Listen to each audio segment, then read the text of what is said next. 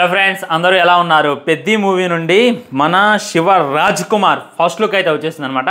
ఎప్పుడెప్పుడు అని చెప్పి నేనైతే ఇగ్గల్లి వెయిట్ చేస్తున్నా. మన బుచ్చుబాబు గారు, నేను చెప్తున్నా మీకు, ఒకటి కుక్కు అంటే ఒకటి వండుతున్నా అనమాట. ఆ వండేటటువంటిది ఏదైతే ఉందో బాక్స్ ఆఫీస్ని ఊచకోత కోసేటటువంటి ఒక బిర్యానీ లాగా ఉండబోతుంది అని చెప్పి నేను మీకు ఆల్రెడీ తెలియజేశా. మొట్టమొదట ఫస్ట్ షాట్ అని చెప్పి మన పెద్ది రామ్ చరణ్ది ఒకేలాగా బతికేనికి, ఒకేలాగా ఉండేనికి, ఇంత పెద్ద జీవితం ఎందుకు, ఏదైనా ఈ నేల మీద ఉన్నప్పుడే చూసేయాలా, పెద్ది అని చెప్పి ఒక ఫస్ట్ షాట్ని రిలీజ్ చేసిండు. అది చూసి అందరూ కూడా వావ్ నైస్ అని చెప్పి కామెంట్ చేశారు. ఆ తర్వాత చూసుకున్నట్లయితే మన మున్నాబాయ్ ఫస్ట్ లుక్ రిలీజ్ చేసిండు. మన పెద్ది చూసుకున్నట్లయితే బ్యాట్తో మంచి క్రికెటర్లా కనపడ్డాడు అనమాట. మున్నాబాయ్ చూసుకున్నట్లయితే బౌలర్తో మంచి బౌలర్లా కనపడుతుండు.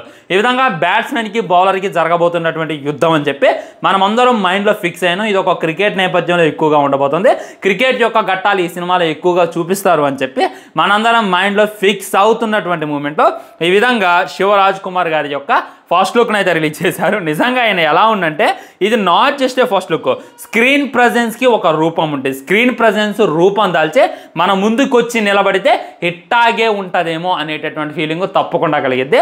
ఎందుకంటే శివరాజ్ కుమార్ గారికి మేసాలు పెట్టాలి అనేటటువంటి థాట్ వచ్చిందంటే అక్కడే బుచ్చిబాబు గారు జయ్యని పైకి లేశారు అనేటటువంటి ఫీలింగ్ అయితే నాకు కలిగింది అనమాట. నిజంగా డ్రెస్ స్టైల్ అయినా వెనక చూడండి, వెనక జాతర జరుగుతుంది అనమాట. ఆల్రెడీ జాతరలోనే క్రికెట్ యొక్క ఘట్టం జరిగింది అని చెప్పి మనకు క్లారిటీగా అర్థమవుతుంది. సో శివరాజ్ కుమార్ గారి యొక్క ఫస్ట్ లుక్లో చూసుకున్నట్లయితే జాతర జరుగుతుంది.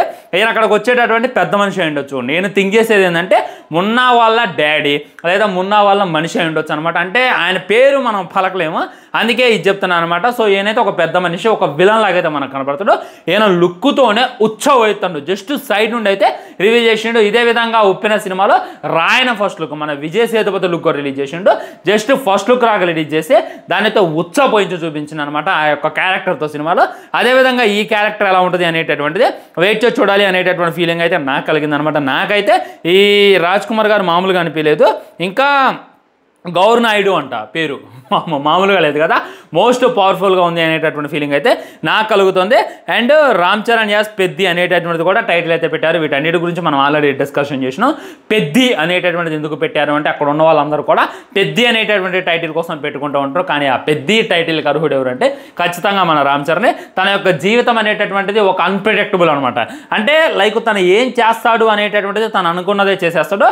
ఈ జీవితంలో ఏదైనా సరే ఒకేలాగా చేయకూడదు అనేటటువంటి మనస్తత్వంతో. ఉదాహరణకి విలన్లో తన దగ్గరకు వచ్చాను అనుకోండి, ఒకేలా కొట్టాడు, వెరైటీ కొడతాను అనమాట. అదే అంటాడు కదా, ఒకేలాగా చేసేనికి, ఒకేలాగా ఉండేనికి, ఇంత పెద్ద జీవితం ఎందుకు, ఏదైనా ఈ నేల మీద ఉన్నప్పుడే చూసేయాలా అనేటటువంటిది చెప్పడానికి గల కారణం అదే అని చెప్పి క్లారిటీగా క్లుప్తంగా మన ముందు పెట్టేటటువంటి ప్రయత్నం చేస్తున్నారని చెప్పి క్లారిటీగా అర్థమవుతుంది.